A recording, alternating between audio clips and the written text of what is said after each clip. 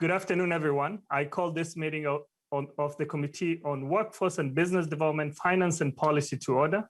Members, please mute your mics. This remote hearing is being conducted pursuant to Rule 10.01. This remote hearing can be viewed on the House television webcast. Members, with that, I just wanted to ask Mr. Chavez to take the roll. Chair Noor.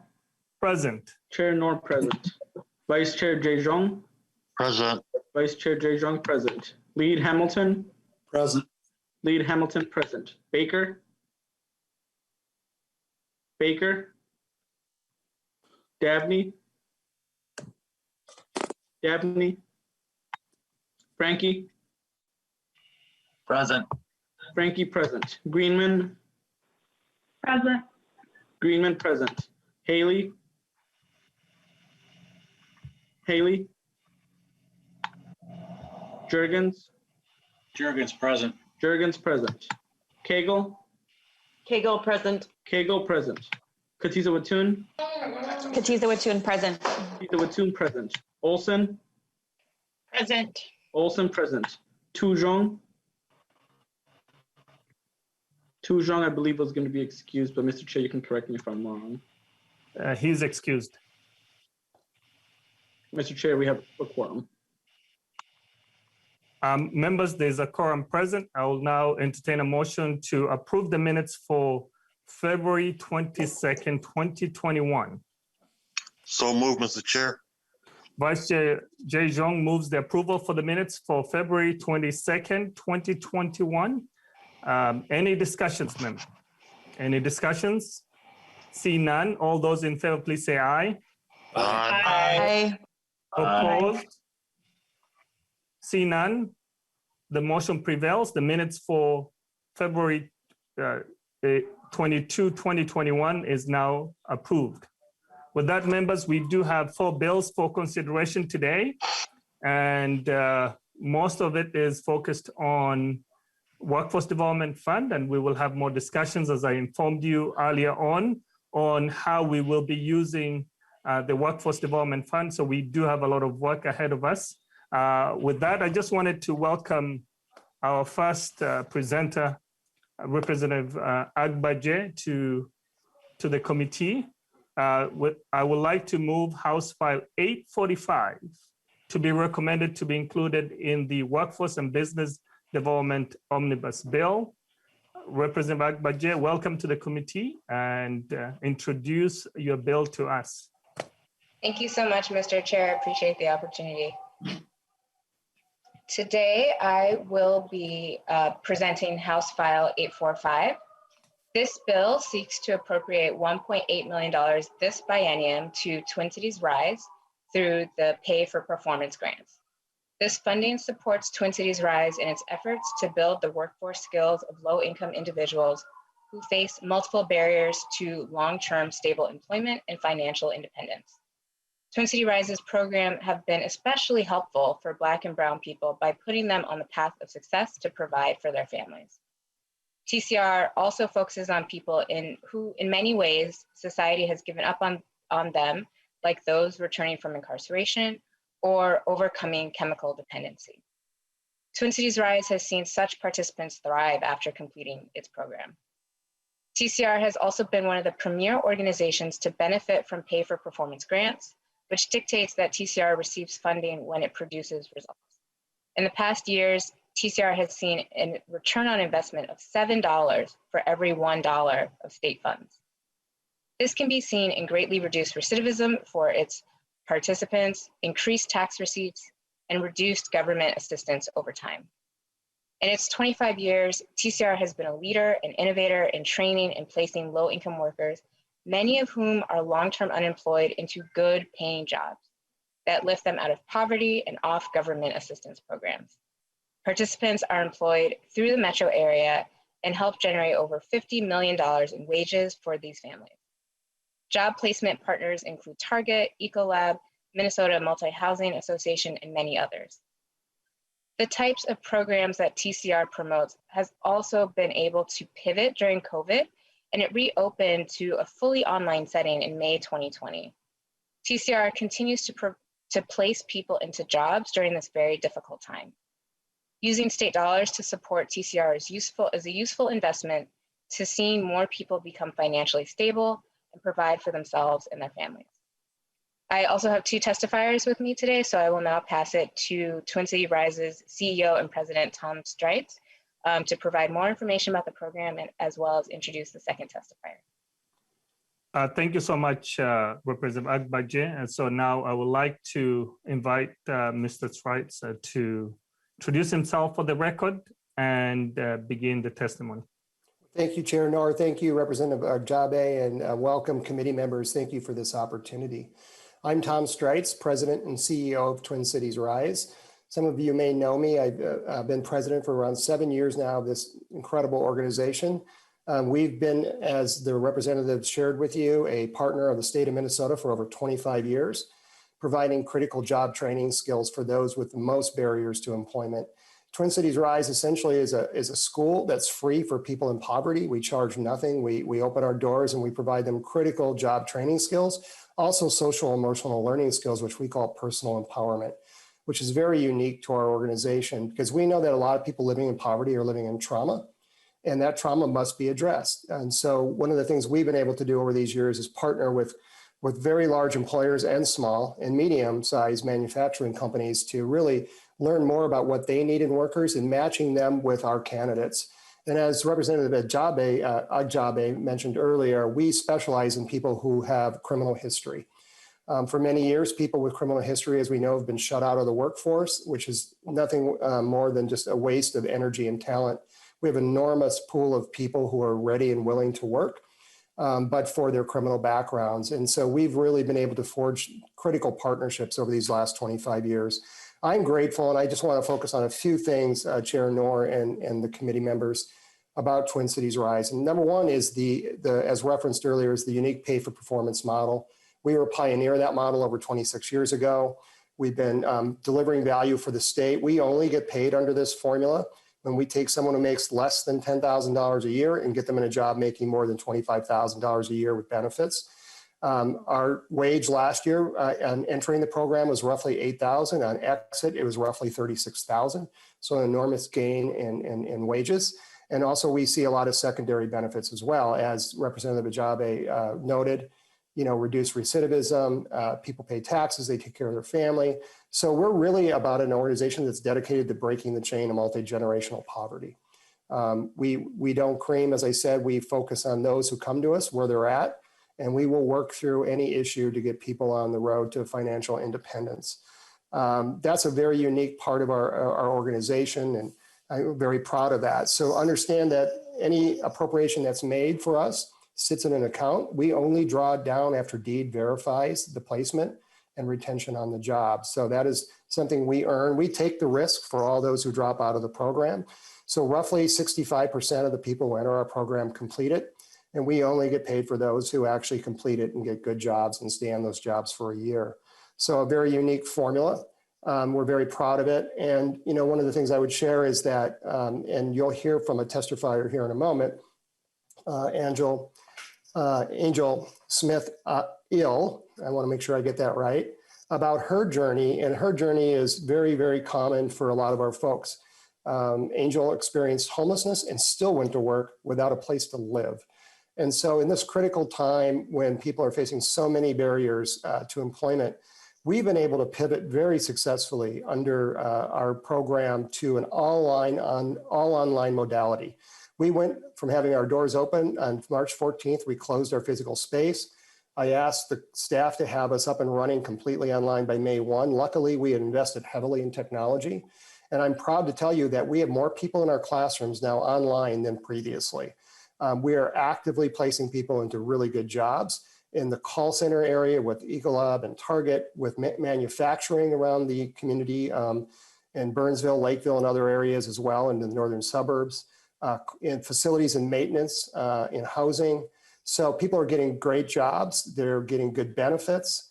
So there's a lot of good things happening even in this economy. But I will say that there's a great reluctance amongst people to necessarily work directly if they're at risk. Many people are working from home.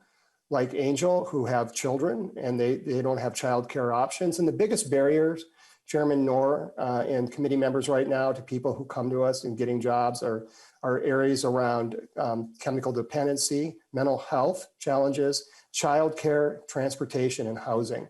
And all those things are stacked against them. And one of the things we've learned, and I think it's important for you to understand, is that people are telling us in many ways this online modality is better for them. They don't have to get on the bus. They don't have to expose themselves. Many of them have children at home, and they're able to give caregiving as well. So I'll stop there, and I'd love to introduce, Mr. Chair, if I may, Ms. Angel Smith-Ill, who is a graduate of Twin Cities Rise, who would like to share her story. Thank you so much, Mr. Streitz. And before I begin Ms. Smith's testimony, I just wanted to acknowledge Chair Davney, Representative Baker, and also Representative Haley are also with us this afternoon for this hearing. So Ms. Smith, welcome to the committee. Please introduce yourself for the record and begin your testimony. Hi, thank you, committee, for having me. My name is Angel. My last name is Smith-EL, otherwise pronounced Smith-Ill.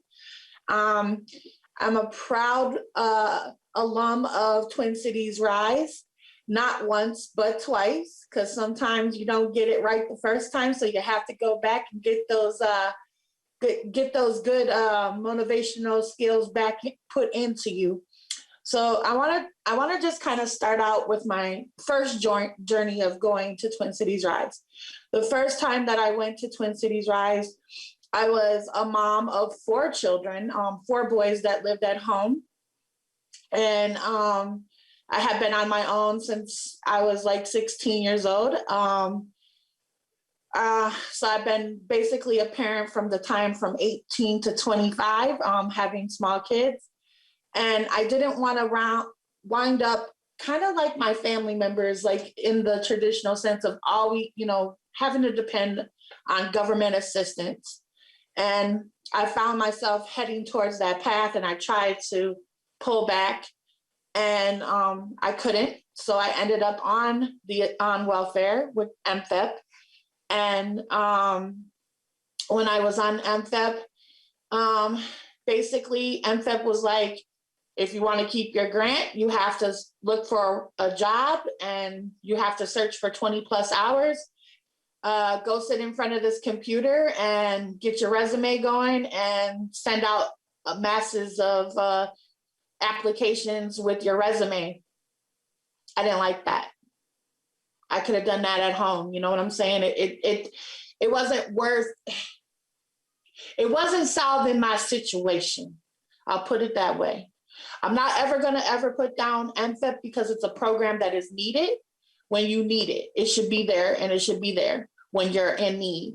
But what I will put down is that some of the stipulations need to be changed. And the reason why I chose Twin Cities Rise is because it didn't put me in front of a computer and tell me, go look for work for 20 plus hours, right? So Twin Cities Rise taught me something that I was missing. And the things that I was missing was the empowerment, right? I could go get a job anywhere, but that job didn't sustain me because I didn't have the tools that Twin Cities Rise provided. And that was the empowerment piece. And empowerment taught me about myself. It taught me about self-worth. It taught me how to mend relationships and maintain relationships. And it taught me how to communicate with my employer and my fellow employees. Also, Twin Cities Rise, they were so encouraging. You know what I'm saying?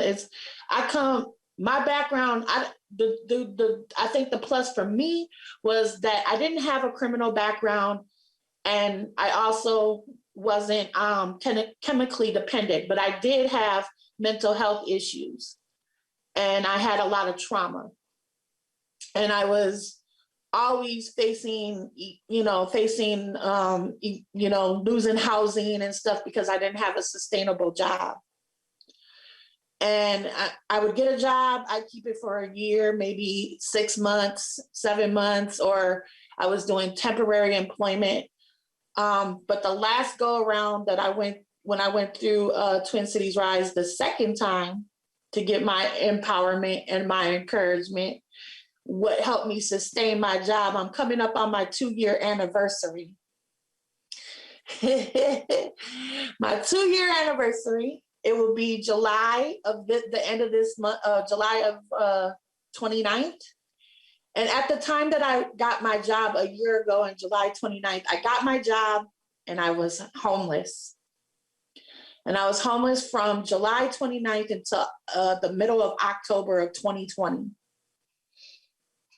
And then, I wasn't homeless with my boys because now they're all grown.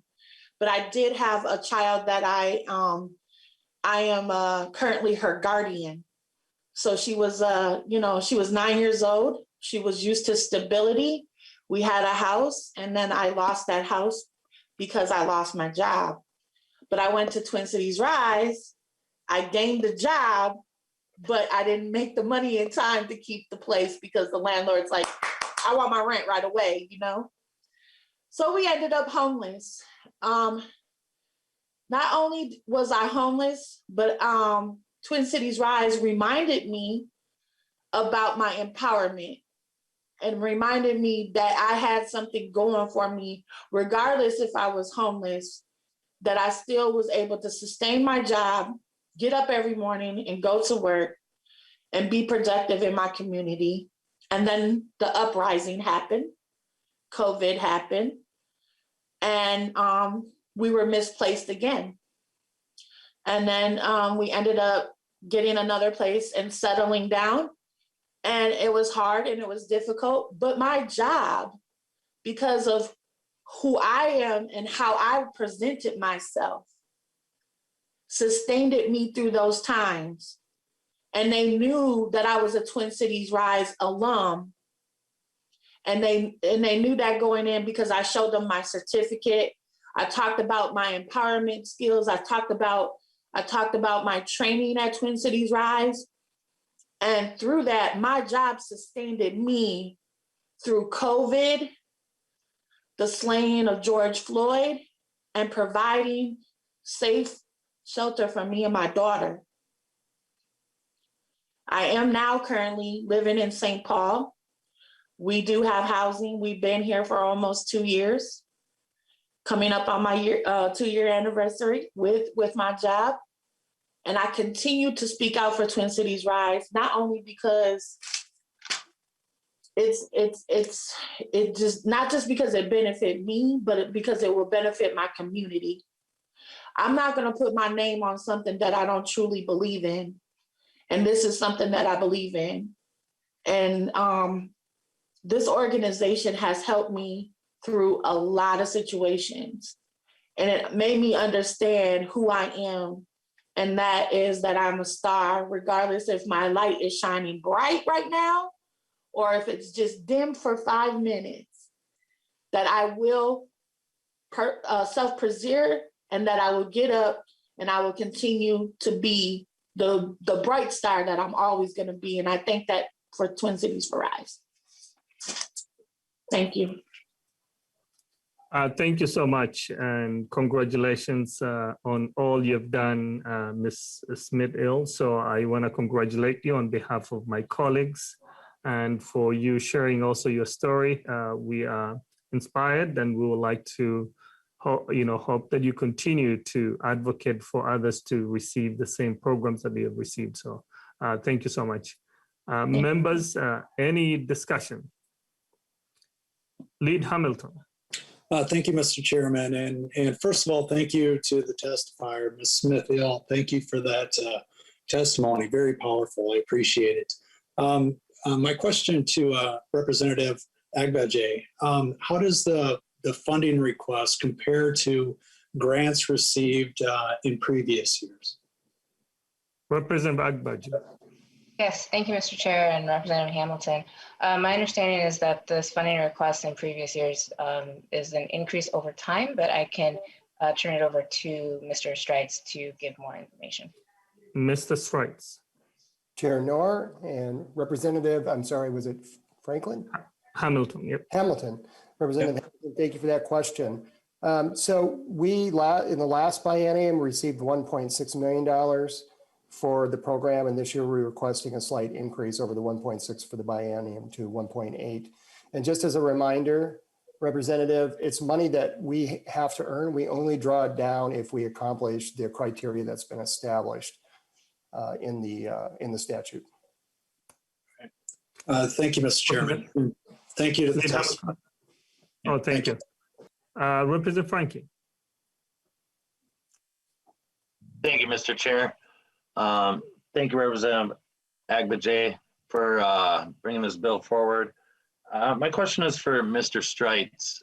You said you moved your entire model to an online model versus some in-person. How have your outcomes been affected because of moving to strictly online? And then on top of that, have you kept a physical structure?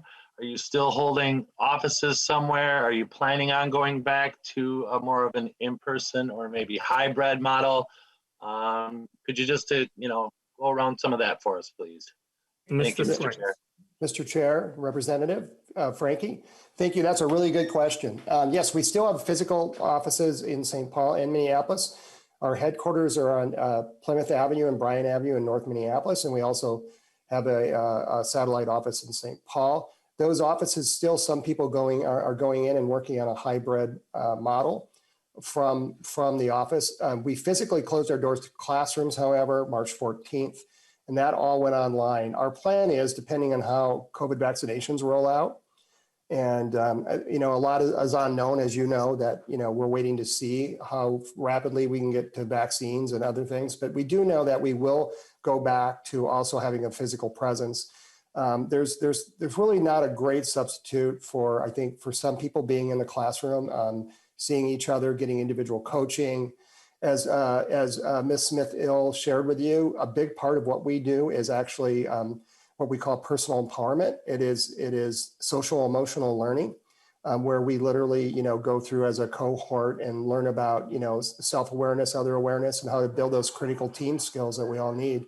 So my anticipation is we'll be back, I hope this fall, to a hybrid model.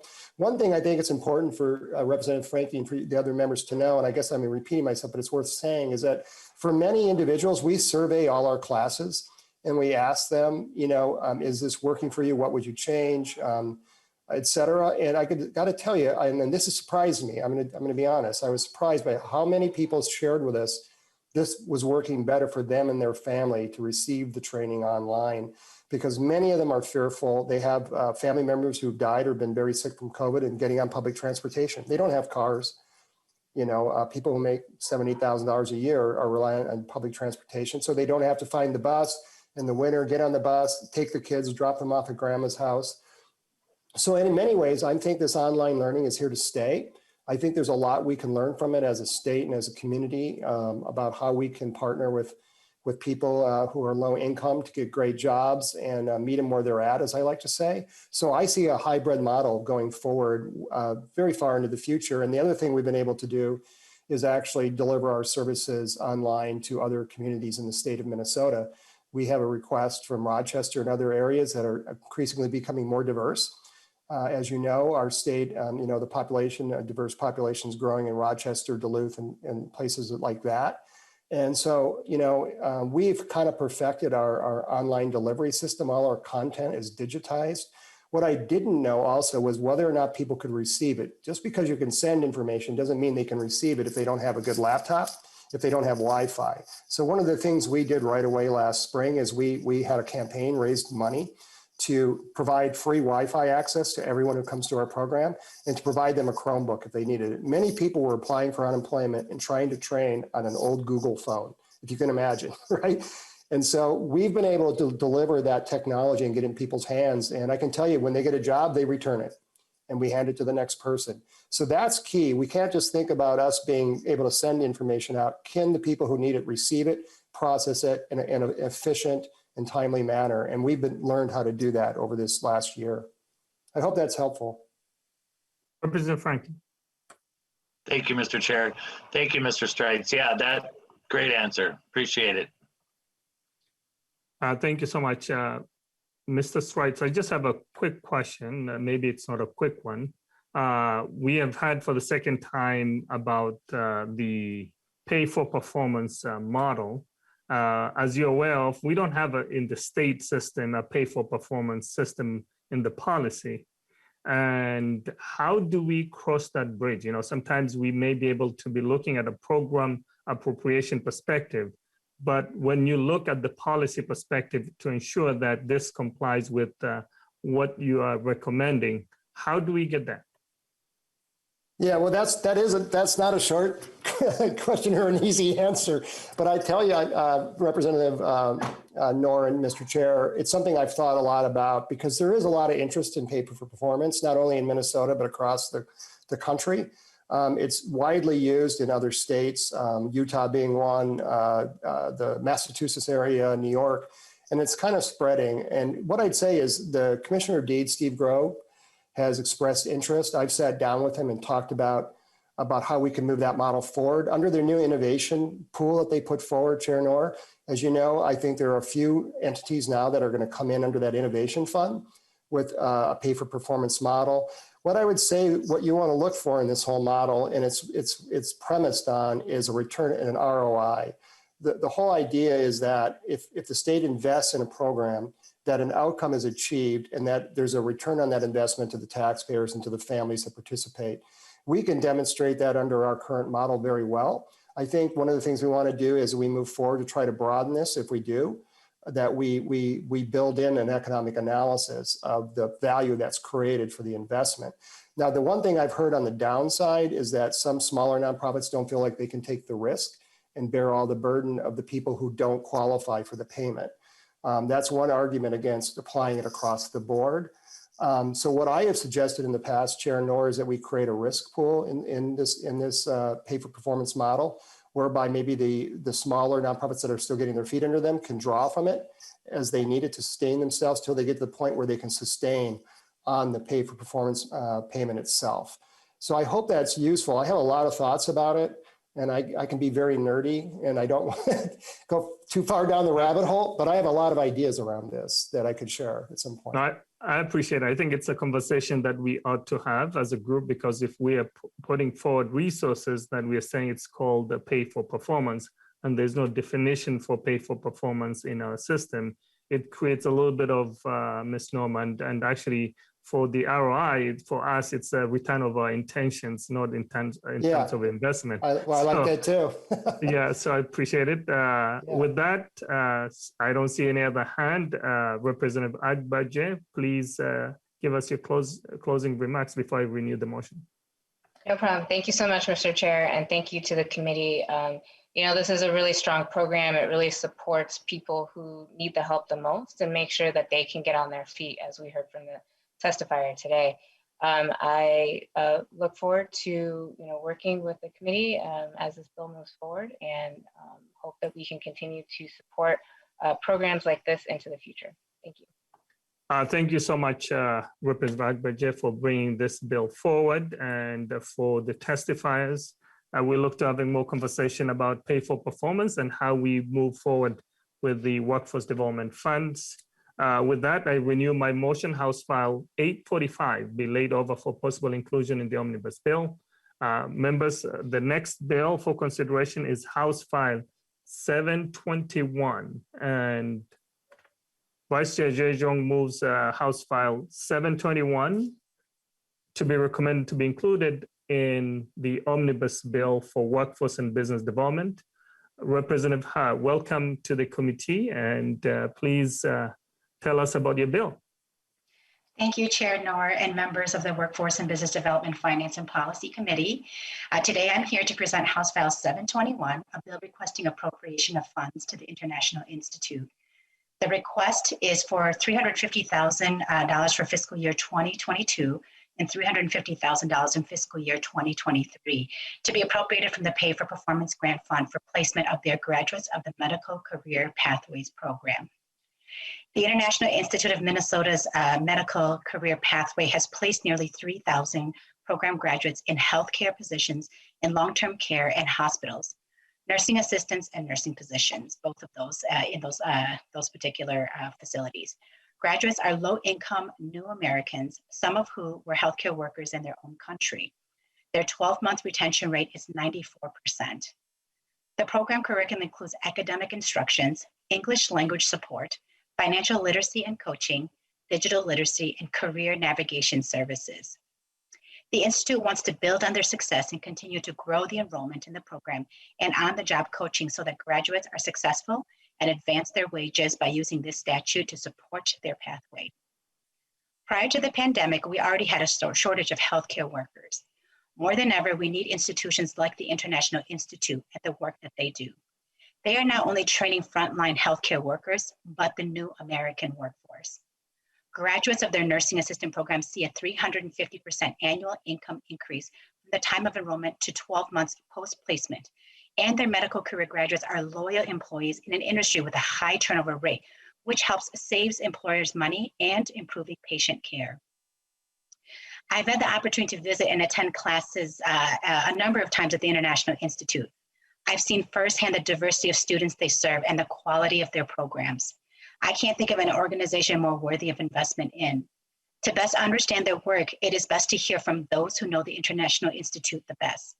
Mr. Chair, I have two testifiers here today. The first is Jane Greenman, Executive Director of the International Institute, and Daniel Anyancha, a graduate of the Medical Careers Pathway Program. If it is okay with you, I will turn it over to Ms. Greenman to provide her testimony. Thank you so much, Representative Ha. And Ms. Greenman, welcome to the committee. Please introduce yourself for the record and proceed with your testimony. Thank you so much. I'm Jane Grotman, the Executive Director of the International Institute of Minnesota.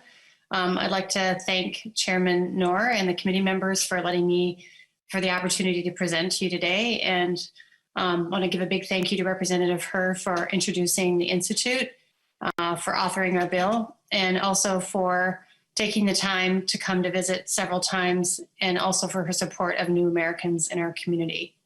So the Institute provides very comprehensive service for new Americans in our community, but most relevant to this committee today is the workforce training and employment services that we offer at the Institute, and specifically, as Representative Her has mentioned, the Medical Careers Pathway, so that new Americans not only reach their academic and their career potential, but also their desire to give back and contribute to the community.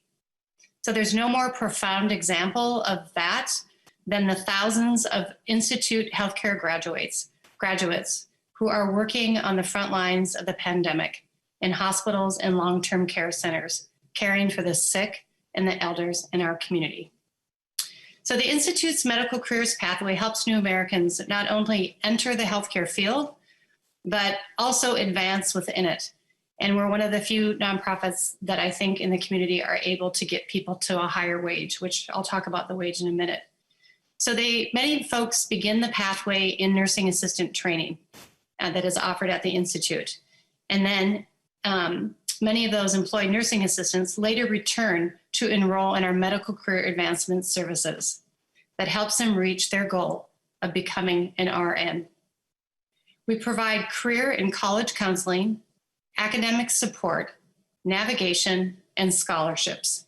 All of these things, research shows, are critical for people succeeding in higher education and obtaining career advancement. These comprehensive services greatly increase their college graduation rates. So in the last 2 years, 94 students completed their college healthcare programs.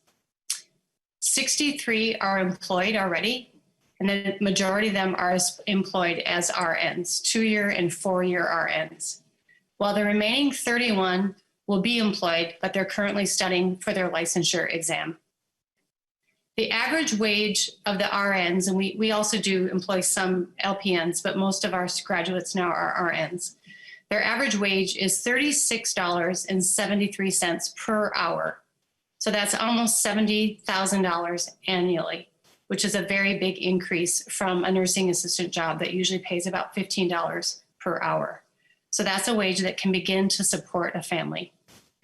The Institute's pathway over its 22 history, as Representative Hurd mentioned, has placed more than 2,900 immigrants in healthcare positions, so 2,300 in nursing assistant positions, and almost 600 in nursing positions and other advanced positions in healthcare. The Institute's program has an 86% placement rate for nursing assistants and an almost 100% placement rate for the nurses that graduate with our support. So Institute graduates are excellent employees, and they're in high demand because of their work ethic and their commitment to healthcare. Our graduates have, as Representative Herr also mentioned, but it bears repeating, a 94% 12-month retention rate, which is pretty remarkable. As many of you know, long-term care has a very high turnover rate. So it really helps to stabilize places of employment and the continuity of care for elders. So critical to all of this career and wage advancement is success in college. People cannot increase their wage for the most part unless they attend community college or four-year colleges. And most of our graduates are going to community colleges. The pathway therefore, the pathway includes the College Readiness Academy, which provides intensive academic preparation that's provided at the Institute and college navigation. We currently have more than 200 students enrolled in college with a collective GPA of over 3.8%, 8%. These students will graduate from college, they'll enter the workforce, they'll increase their household income, and they'll increase our tax base in Minnesota in a profession, in an industry that has high need for healthcare workers. So college readiness graduates succeed because, for many reasons, but one big reason is because they bypass remedial education at colleges that is very costly and oftentimes takes their entire student loan and takes a lot of their time. It's known as developmental education. This is one of the big reasons that our students are so successful in college. The bill before you would allow the Institute to access pay for performance, which you just heard about, in order to sustain our pathway and to expand the stellar outcomes that we have shown.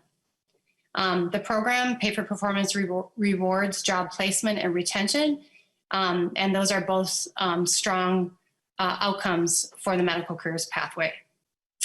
So lastly, I just want to say kind of a bigger picture comment that immigrants are key to the future of our economy. 97% of new workers in our state in 2016 and 2017 were new Americans, according to DEED data. So we want to ensure that not only are they entering the workforce, but they're advancing into higher paying wages that realize the talents and the ambitions that they have and want to contribute to our community. So thank you very much for this opportunity to present to you. And next, one of our program graduates, who I'm very happy to welcome and introduce, Daniel Anyanche, will speak. Thank you. Thank you so much, Ms. Groupman. Mr. Onyancha, welcome to the committee. Karibu. Please introduce yourself and proceed. Thank you, Chair Noor, for the opportunity. Thank you for welcoming me to this committee. And I really appreciate for the time you've given me to testify before the committee and members. I testified last year in this committee regarding my life and career pathway. As you've heard, my name is Daniel Onyancha. I was born and raised in Kenya.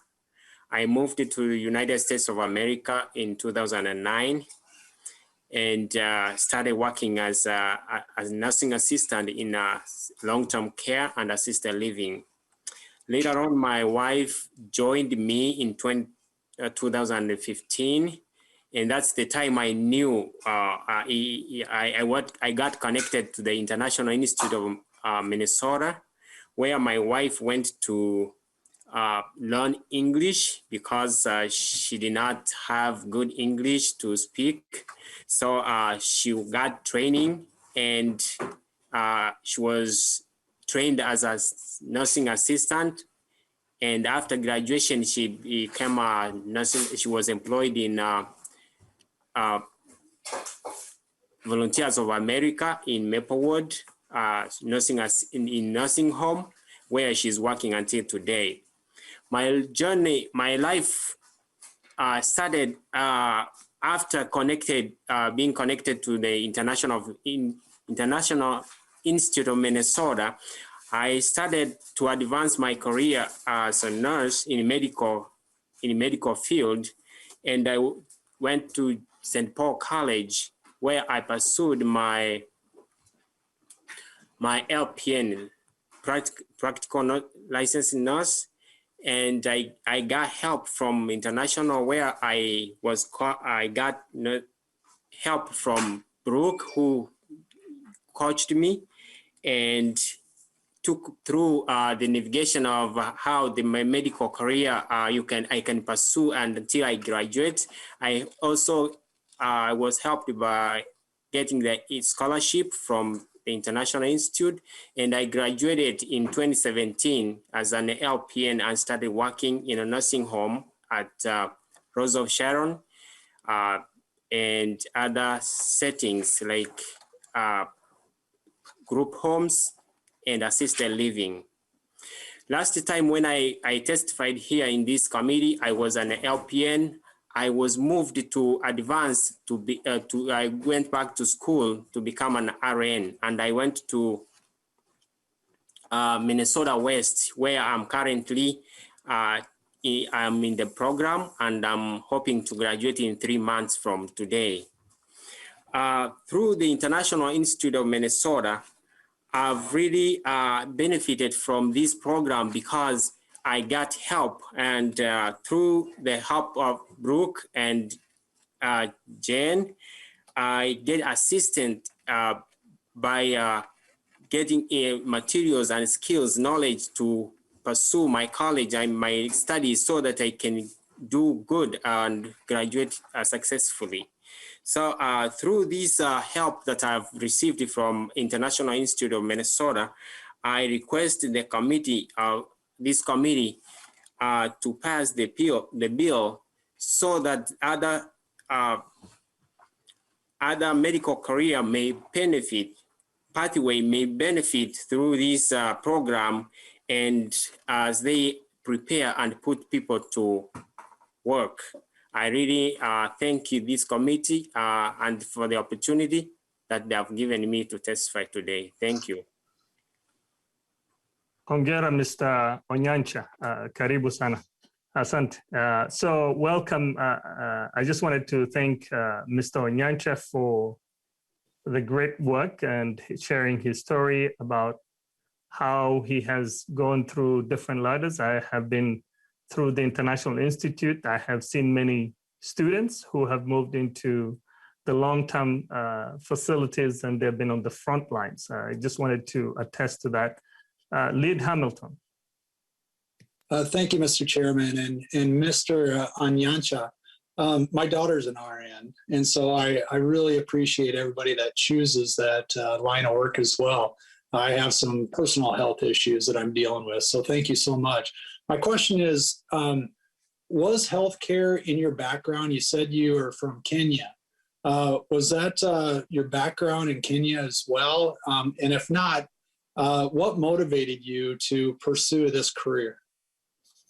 Mr. Onyancha. Thank you, Mr. Hamilton. Thank you, Mr. Chair. No. Yes, actually, my father was sick. Had a Parkinson's disease for 3 years, and before he passed away, I was taking care of him, and I got employed as in a dispensary. We have it's a small hospital whereby it's a day. People come, get treated, and go home. So that's where I was employed. I was helping people during the day when they come to the dispensary. I used to help them through the process and getting treatment. And through the motivation that I got and the way I took care of my father before when he was sick, that motivated me to continue with this career when I got to the United States, because it is I have that passion of taking care of sick people and feel I'm enriched by helping people. Thank you. Leader Hamilton. Thank you, and thank you, Mr. Chairman. If it's appropriate at this time, just a question for Representative Herr. Has this program received funding from the legislature in previous years? Representative Ha. Thank you, Chair Nor, and thank you, Lead Hamilton. So this is a new request, and Jane could correct me if I'm speaking out of turn here, but this is their first ask for this particular program. Ms. Grotman. Yes, Chair Nor and Representative Hamilton, we did. It's correct that it would be the first time that we have not received funding from the legislature, a direct appropriation, previously. Leader Hamilton. Thank you, Mr. Chairman. And, I know we have a shortage of healthcare professionals. So I appreciate you bringing this forward, Representative Herr. And again, thank you for the testimony to all the testifiers. Thank you. Thank you so much to the testifiers. Thank you to Representative Ha. If you can give us your closing remarks before I renew the motion. Thank you, Chair Nor. And I just wanted to say thank you as well to the testifiers, Jane and Daniel. This program is absolutely something that we should invest in. I wanted to say earlier, I wanted to make sure that we had the time to, though, that the Institute actually in 2020 reached over 3,000 new Americans from 96 different countries. And it is consistent with what I saw the day I came in. It was an English class. They were teaching English in that class. There were European immigrants, there were sub-Saharan African immigrants, East and Southeast Asian immigrants. And I was so impressed by the program itself. And I actually spent quite a bit of time just interacting with them and speaking to them in English. And I can't tell you what it means for myself being an immigrant to know that there's an institution that exists to provide this kind of training, because those were not opportunities that were available to my family when we immigrated to the country, over 40 years ago. And so I appreciate all of you hearing the bill and supporting it, and that having it laid over to be potentially included in the omnibus bill. But again, just thank you for the opportunity to bring it in front of the committee. Thank you so much, Representative Ha. And I think we were together at one point talking to the students and going through the International Institute. I've been to that building for several times, so I appreciate the work that they do.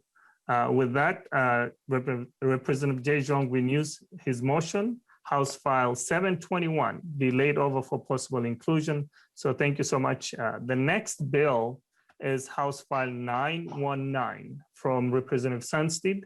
So Representative Cagle moves that House File 919 be laid over for possible inclusion in the Workforce and Business Development Omnibus Bill. With that, I just wanted to welcome Representative Sandstede to the committee. Please introduce your bill. Good afternoon, Chair Nor and members. Thank you so much for hearing House File 919. This is a straightforward bill that would invest $450,000 each of the next 2 fiscal years in Minnesota Diversified Industries, Incorporated, or MDI, toward their mission to provide inclusive employment opportunities and services for people with disabilities. MDI is a values-based asset in my district, providing manufacturing jobs for people with disabilities. They operate through an integrated workforce approach, with nearly half of all employees being people with disabilities. People with and without disabilities work side by side to produce logistics containers. MDI operates a standard and custom packaging facility in Hibbing, and they are a strong economic driver for our region. They also have plants in Minneapolis, Grand Rapids, and Cohasset. In fiscal year 20 and fiscal year 21, MDI received $100,000 in state appropriations each year. This was down from the state funding they received $450,000 and they received in fiscal year 18 and 19.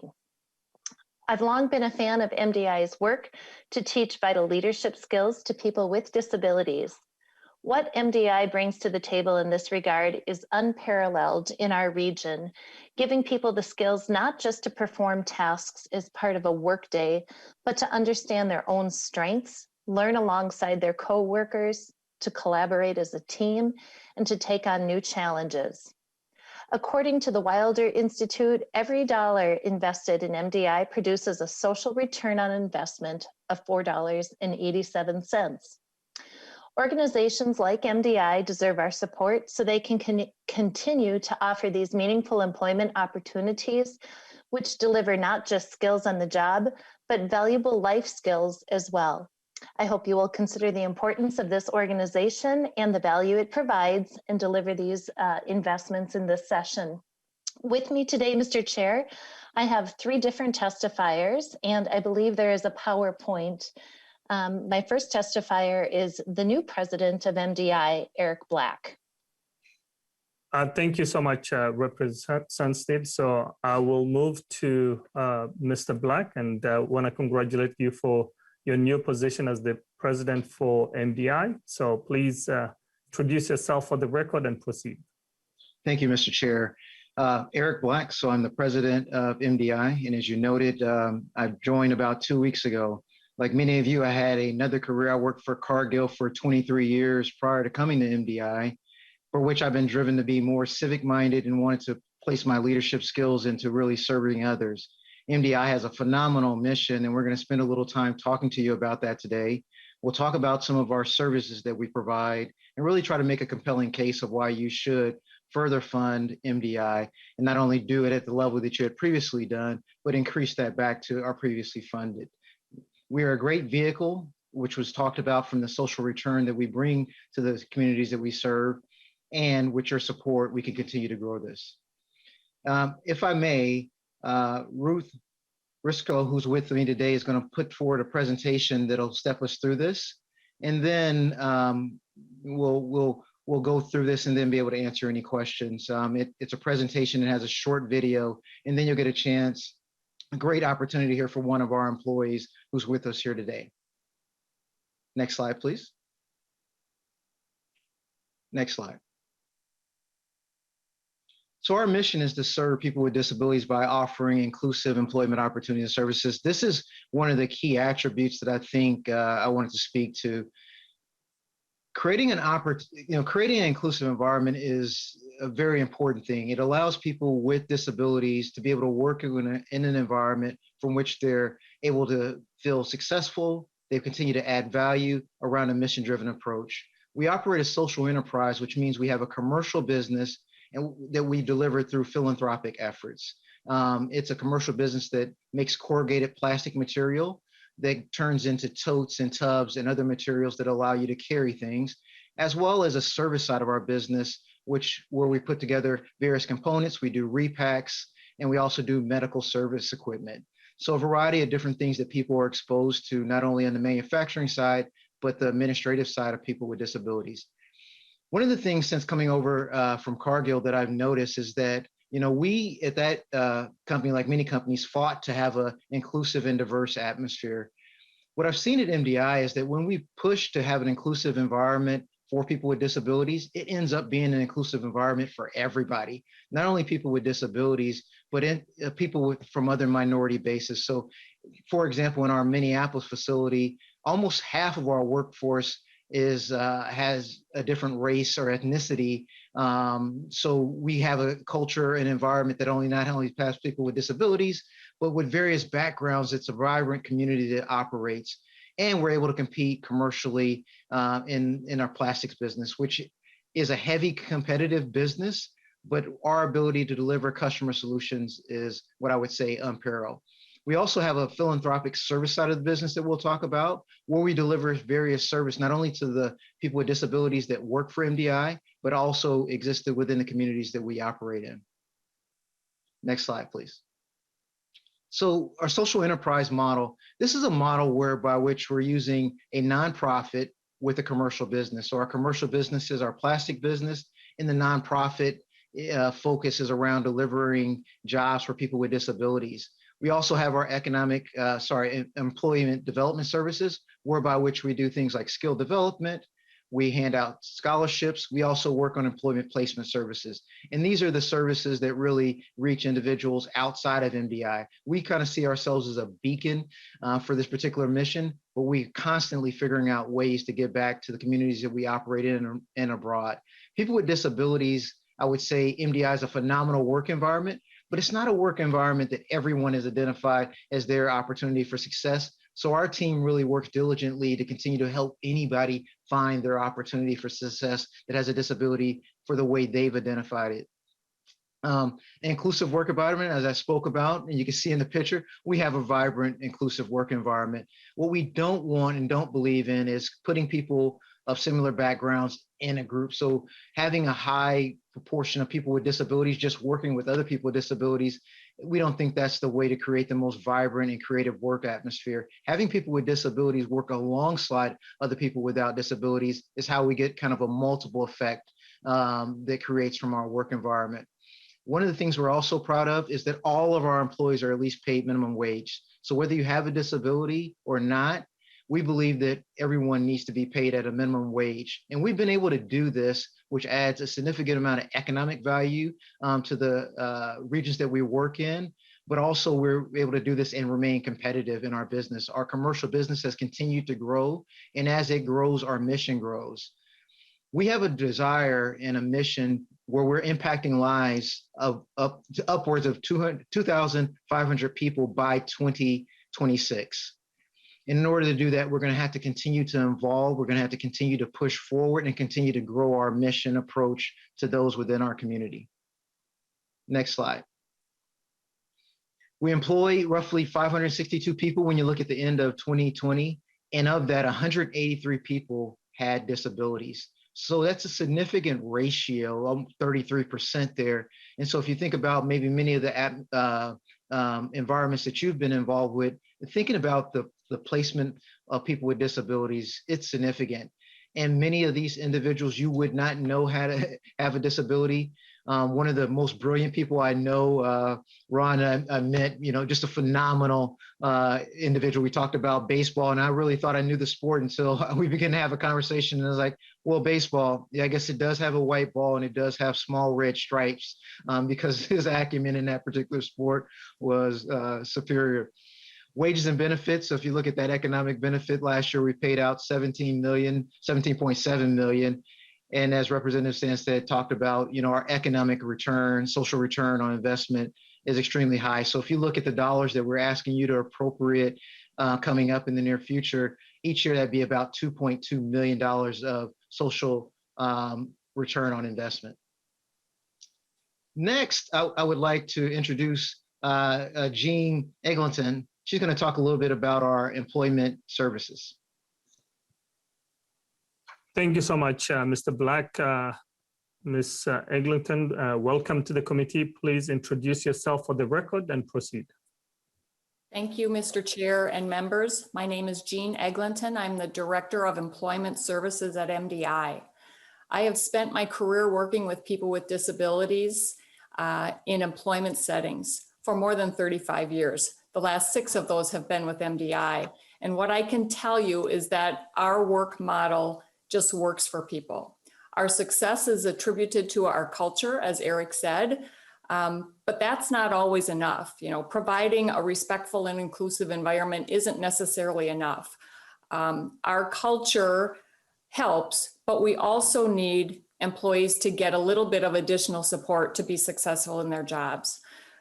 The current funding at $100,000 per year is not enough to cover the needed positions to support our employees. We are left with more than a $300,000 deficit, and that is why we are here requesting the appropriation to increase to $450,000. The additional funding allows us to provide more in-depth support to our employees. And as you saw and heard, the investment gives you a great return. Next slide. I'd like to briefly talk about what additional support at MDI can look like. Supports range from minimal coaching for individuals and accommodations such as modified work schedules, accommodating longer learning curves, and training and development opportunities. Over the past 5 years, MDI's career skills classes has increased the competence of many MDI employees. More than 200 participants have completed the career skills class. We have seen growth in employees who have told us that they have never had the opportunity to participate in a training opportunity like this. As you can see from the slide and the feedback we received from participants, 96% of those participants said they were positively impacted by the class. 80% said they are better at problem solving after having taken the class, and 88% they now show more responsibility for their actions. Career Skills is only one of the examples of how MDI wants to impact Minnesota communities. We strongly believe in collaboration and partner with organizations such as Medtronic, Special Olympics Minnesota, Boston Scientific, DPI Incorporated, local high schools and their transition programs, and vocational rehabilitation services to provide various training and placement opportunities. This leads to a stronger Minnesota workforce. MDI receives less than 5% of our revenue from government funding of grants and services. On behalf of all employees with and without disabilities in Minneapolis and our northern operations, thank you for funding MDI in the past, and we hope that you will continue to support MDI in the work that we do. Now we'd like to show you a short video that shares firsthand how MDI impacts employees.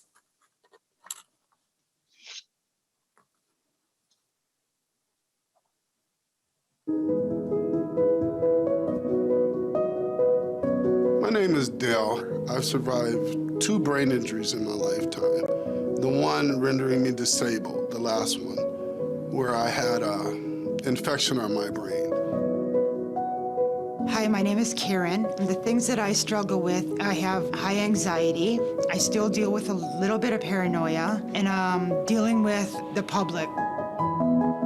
I was scared to ask for help at work because I have a disability. It's hard for me to focus at work when I have bad thoughts going through my mind and I start to get very anxious. I start making mistakes. Sometimes I'll walk away from my work and kind of forget what I'm doing.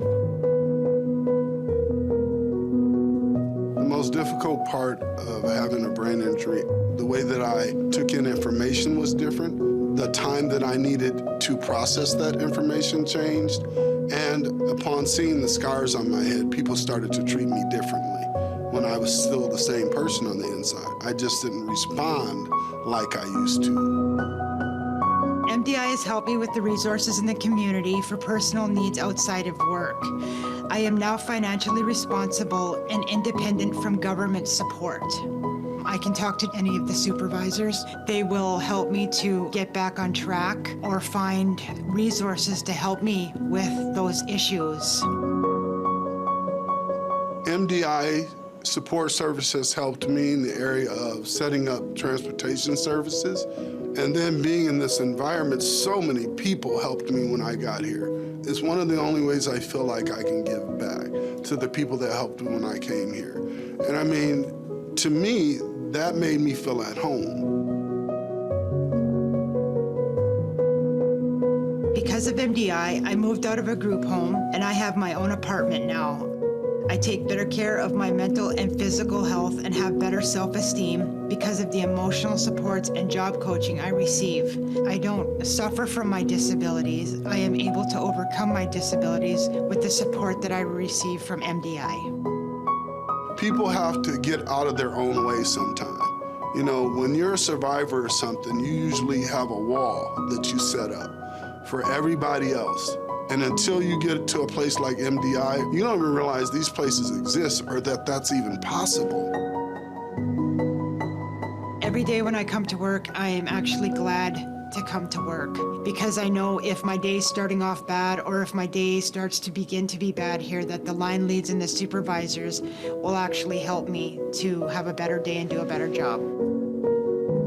And even though we're just making certain products, together as a team, we are getting these products out the door, and I was a part of that. That's important to me. And for my kids, it says, Dad is still out here and he's still thriving, because the last thing I want them to think is that I had a brain injury and I was unable to go beyond that.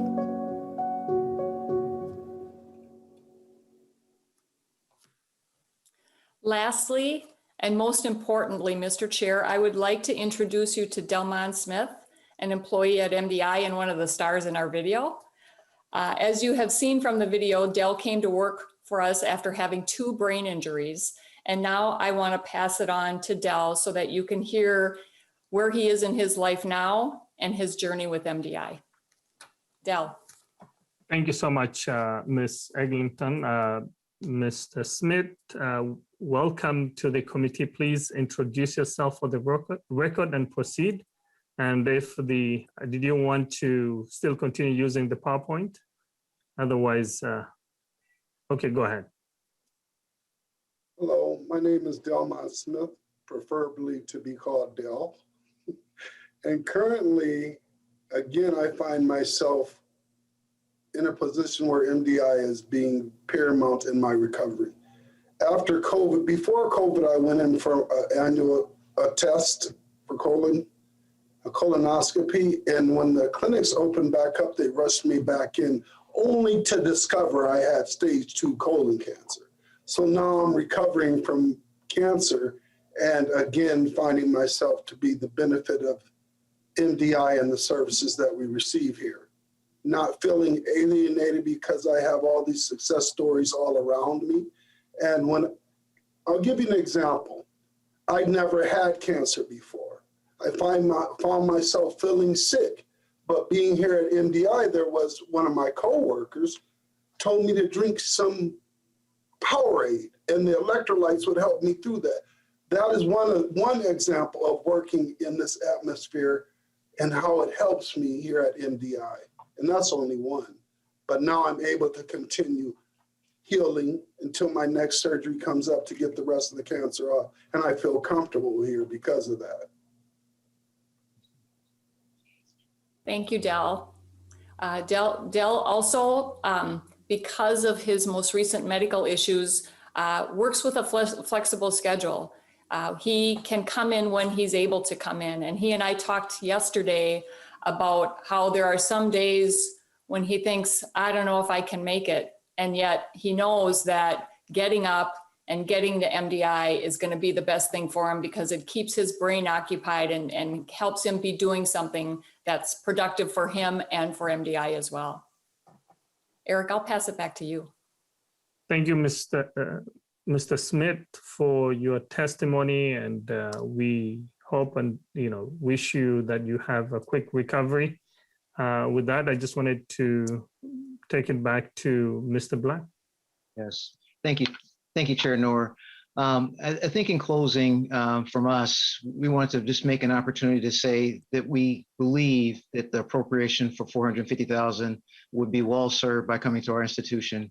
There's a lot of value that we can do within the community. There's a lot of advocacy what we can do around disabilities. I think individuals' knowledge in that category sometimes becomes limited. It's definitely a group that's underrepresented. And if you look at any major economic indicators I've been doing as I've gotten up to speed, it's amazing the disparity that happens with individuals with disabilities and the lack of programs that are really in place to continue to help them to thrive and move forward. So MDI sees ourselves as that beacon and mission, and that's why our goals are so lofty on the number of lives that we want to impact. Thank you. Thank you so much, Mr. Black. Representative Cagle. Thank you, Mr. Chair. And I think one of the cool things about this job is that we get to learn about all these awesome programs that, that might help one of our neighbors, friends, family. And so I was just kind of curious about how do participants get into your program or into MDI? And if there is a portal or something that we can direct people to.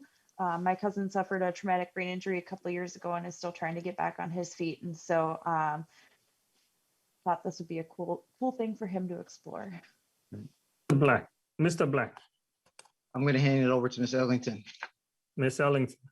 So go to our website, www.mdi.org, and you will find a tab for employment services. You'll be directed to call me, and I will sit down and talk with that person. And it's one of the reasons why I have a great relationship with Del is because he actually, I believe his daughter found MDI and had Del call and set up a tour. And we do believe in fit. So we're not always a fit for everyone, but if we are a fit for someone, they get to come, they get to take a tour and see if it's an environment that's going to be right for them. Representative Cagle. Lead Hamilton. Thank you, Mr. Chairman. And it seems like a very rewarding place to work, and I appreciate the testimony there.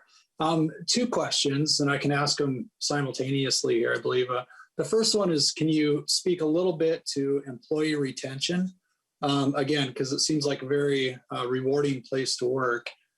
My second question is around the individual, not Dell, but the other individual in the video. She talked about if she needed some additional help or whatever, she could turn to, I believe she said, line leads and supervisors.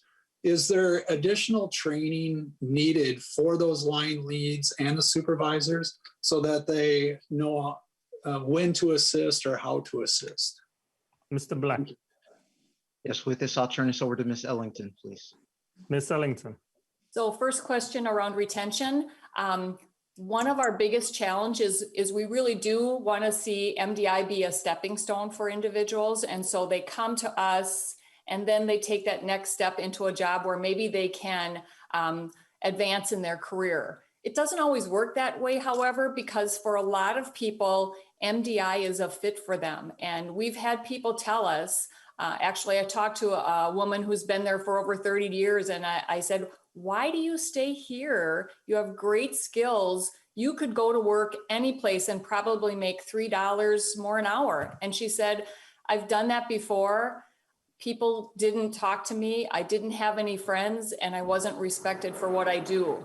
At this job, I am respected and I have friends, and that's why I stay. And we do have a lot of employees that have 15, 20, 30 years with MDI. The second question, we provide more informal training. And I think when you come and you apply for a job at MDI and you're interviewed, you can just feel it in the culture. You can feel that it's a fit for you. And oftentimes it's really more about just respecting your coworkers. It's respecting the people that work with you.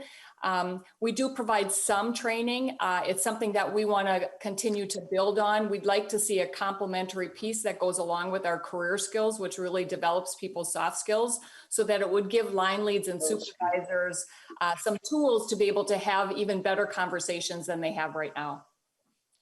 Thank you. Thank you, Mr. Chairman. Thank you. Vice Chair Jejon. Actually, some of my questions were already answered, but I just wanted to make a quick note and say that I really appreciate hearing that NDI is paying the disability employees beyond a sub-minimum wage. The folks who are from a disabled community are no different than any of us and deserve a living wage. And I appreciate the effort that you all are doing and giving space, creating space, and hiring and giving our disability community an opportunity to be in the workforce. And so, Representative Sandstede, I appreciate you carrying this bill, and I look forward to being added on as a co-author of your bill.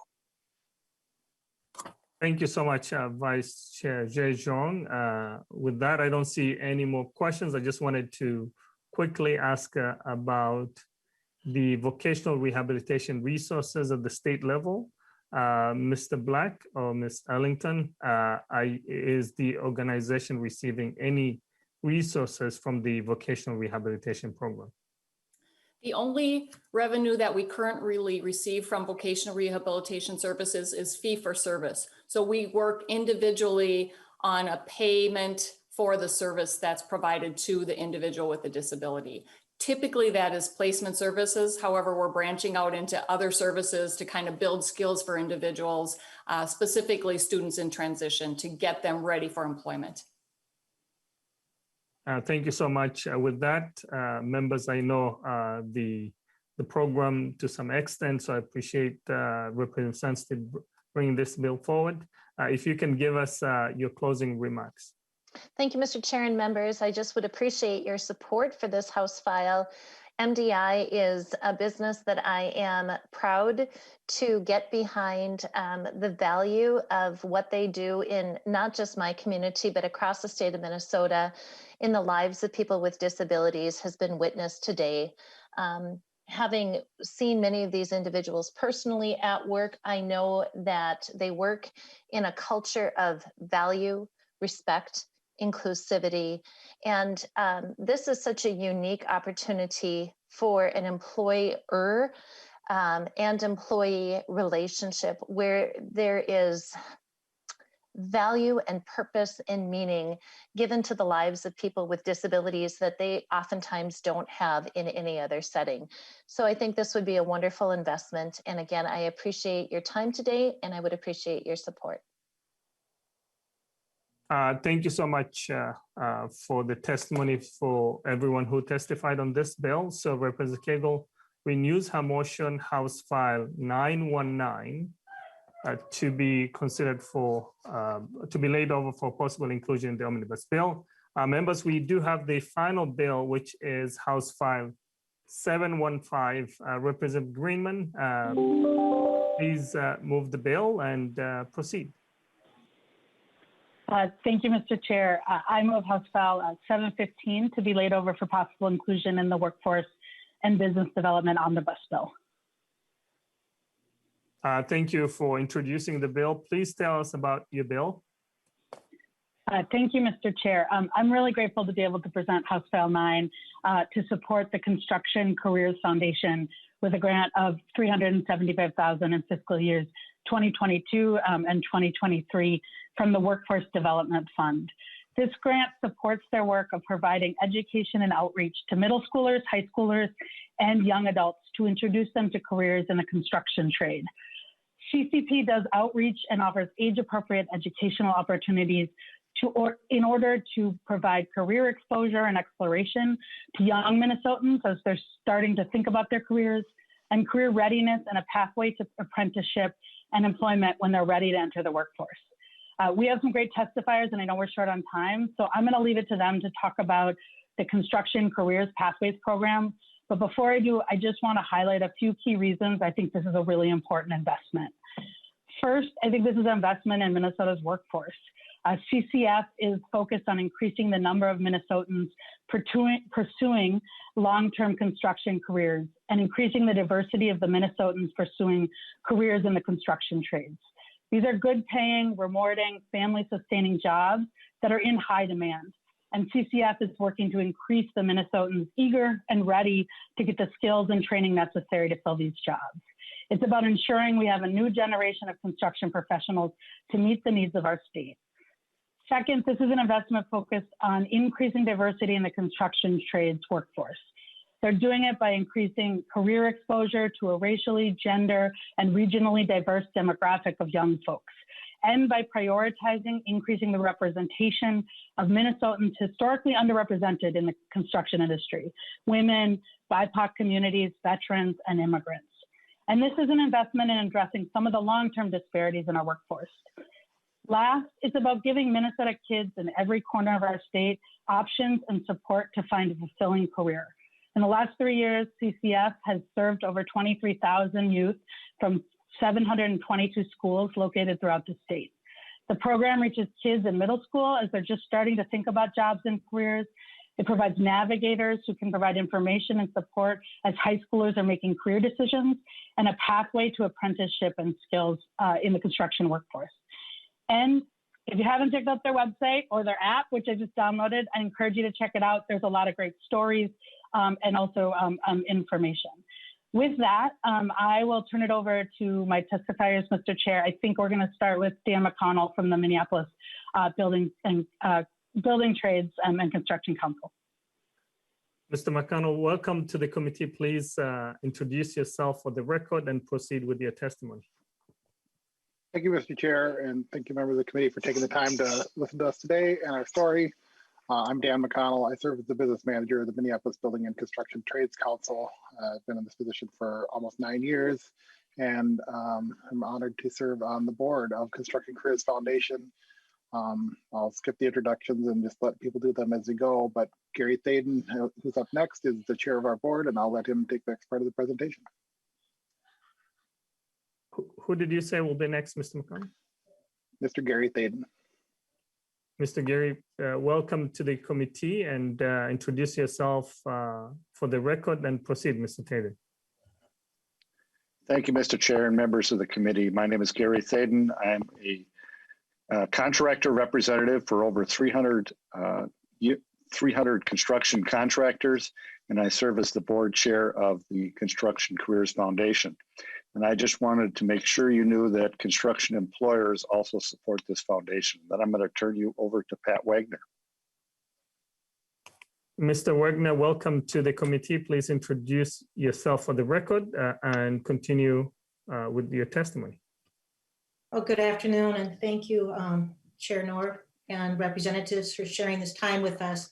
Representative Greenman did a beautiful overview, and because of time, I'm going to be kind of short because I think it's very important for you to hear from someone who has worked with many of our youth. We sent you about a 12-page kind of an information piece and another 2-page document, and we really do work with outreach with the mobile app that was just mentioned. The wonderful piece about the mobile app is we are going to be having it translated this year into Hmong and Spanish and Somali. And so we have this high outreach campaign, and really the total investment that we're looking at is to educate our emerging workforce about construction as a viable career, and not only the youth, but also to educate the influencers, the parents, the teachers, the administrators. You'll read through, we do the middle school activities called Learn to Build, because that's where we feel we need to plant the seed. That's when young people start thinking about this as a possible career choice. We have also some high school programming that you'll learn about, and particularly with the summer, there is the Trades Academy. And this is a 6 to 9 week time that youth get paid, an internship paid to learn about construction as a career. We have multiple strategic partners that we could not do without them, which is, if you look on page 8 of your material, you'll see over 50 partners that are from industry, labor, government, business, schools. So if any questions come up even after this time, please reach out to us, because I really do want you to hear from our director from the Trades Academy, Sammy Boutte, who's now moving into becoming a career navigator. He has the stories. So I want to turn it over to Mr. Sam Ibute. Before I welcome Mr. Ibute, thank you, Ms. Wagner. And I just wanted to ask for 5 minutes, if members, that's okay, just to have extra 5 minutes in the session today to talk about this bill. So we'll add 5 more minutes. Mr. Ibute, welcome to the committee. Please introduce yourself for the record and proceed with your testimony.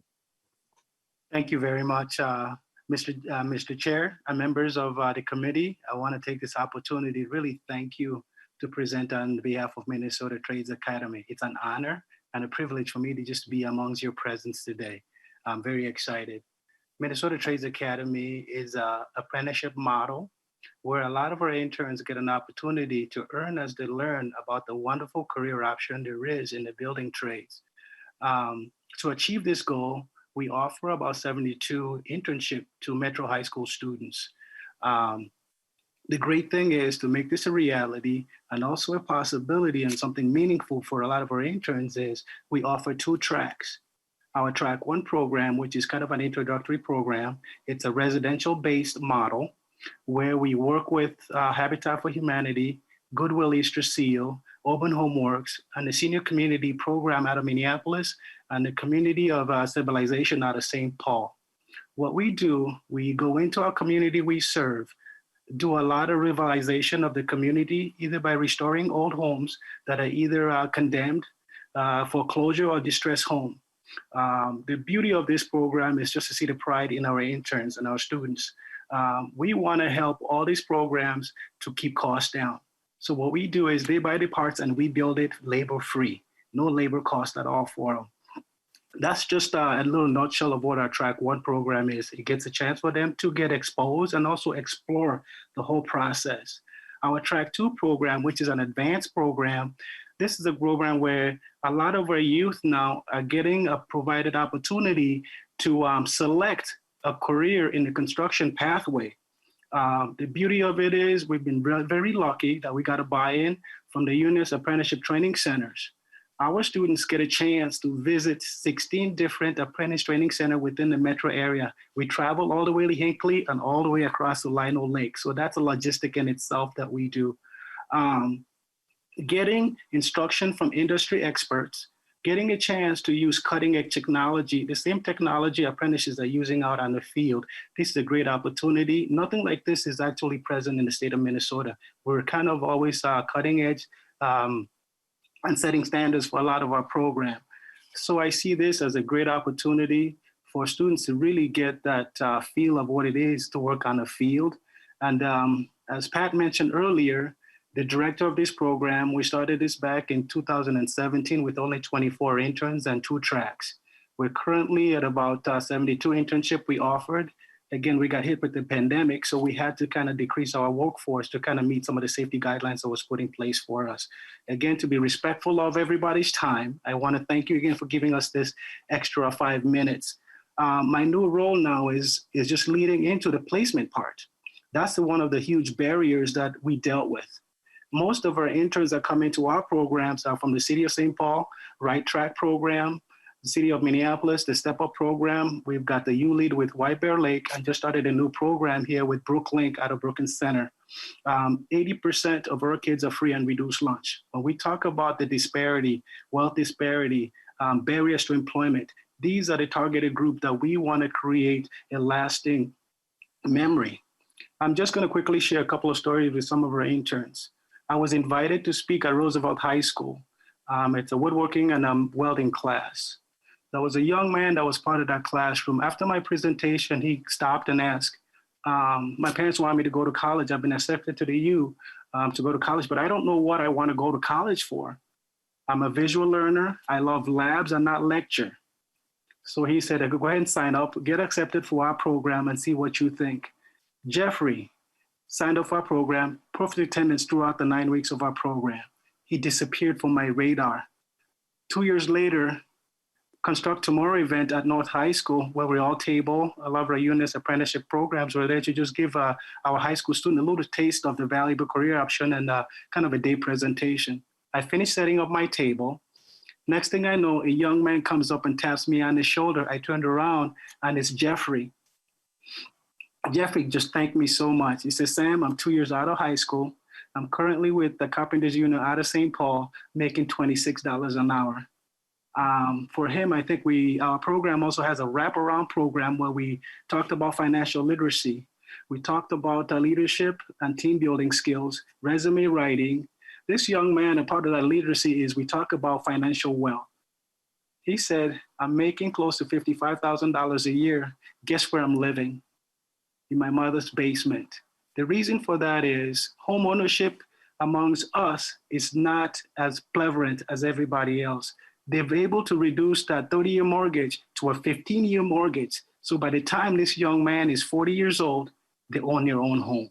So these are some of the stories that I hear that gives me the fire in my gut to continue to do what we do for our community, to build that wealth disparity within the underrepresented community. Another young man out of Henry High School came into our program. He was first year was too young.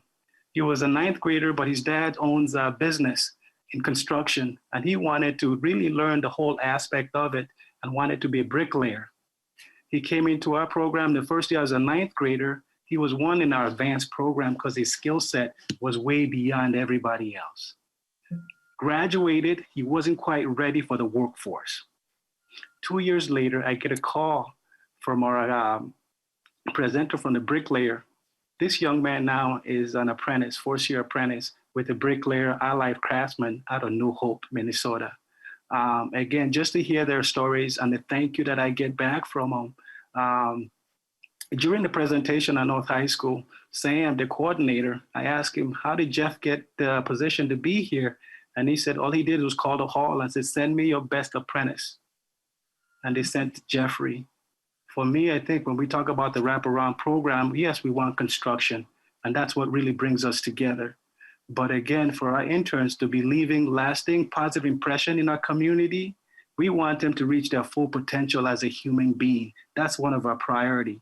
So just out of respect for time, I'm going to leave the table for questions, and I'm going to pass it back to Pat. This is my first ever legislative meeting, so this is new to me. I'm excited, and so thank you so much for this opportunity to be here. Trades Academy is something that I believe gives a lot of our Minnesota youth a valuable career option to really say, hey, we have to build this gap where we talk about wealth disparity. Owning homes, this young man is going to own this home when his parents passed away. That's an inheritance. I never got an inheritance, but I had to honor and bury my father. But now we're changing lives. We can't change the lives of everyone in the world, but this young man, Jeffrey's life is changed for the rest of his life. So I'm really excited about this opportunity to continue changing one life at a time. Thank you. I'll pass it back to you, Pat. Thank you, Mr. Ebute. Did you have any other remarks, Ms. Wagner? No, due to time, we'll open this for questions. Thank you, Mr. Chair.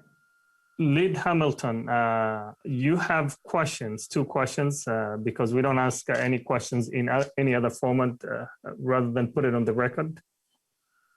My question was, has this program received funding in the past from the legislature? And if so, what amounts? Mr. Tadden. Representative Greenman. Thank you, Mr. Chair. I was just going to say, I actually thought about putting it in the direct presentation because I knew that would be your question. CCF got the same amount last biennium. So the request is the same as the last budget cycle. Thank you, Mr. Chairman. It should. Any other questions from members? I don't see any discussions.